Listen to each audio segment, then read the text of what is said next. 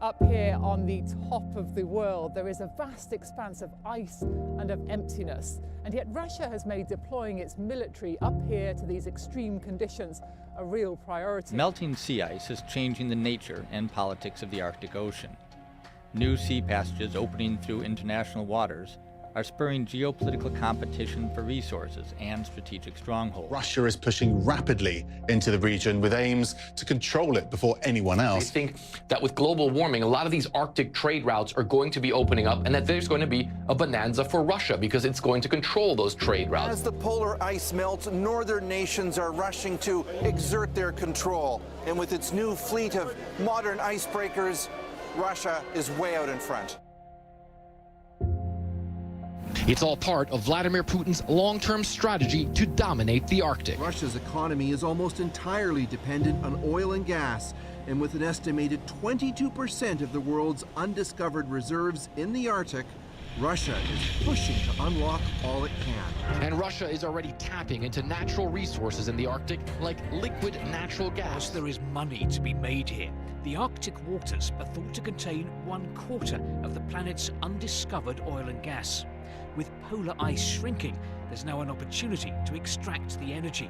There are new shipping lanes too. Russia is competing with other Arctic powers for a slice of the profits. Russia's Arctic activities will be high on the agenda on the first meeting between Foreign Minister Sergei Lavrov and his American counterpart Antony Blinken. But with the two powers so far apart on many other issues, finding common ground on this enormous mineral-rich territory seems unlikely. On its northern frontier, Russia is flexing its muscle. This is the Arctic Brigade, in training, in case there's confrontation with Russia's neighbours. For in the Arctic now, there is a battle for supremacy that Russia is determined to win.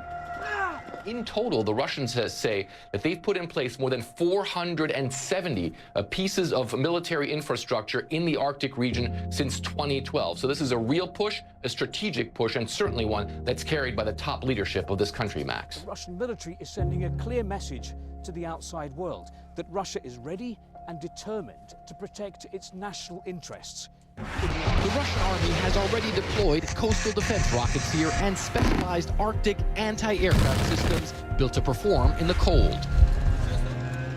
It is the ultimate Cold War. Temperatures here can fall to -40 centigrade. Today, the brigade is on exercises, repelling an enemy attack. Recently, Washington accused Moscow of acting aggressively in the Arctic to increase its military presence. Russia's response? What's the problem? Russia has been refitting Soviet-era military bases to demonstrate its willingness to enforce its Arctic claims.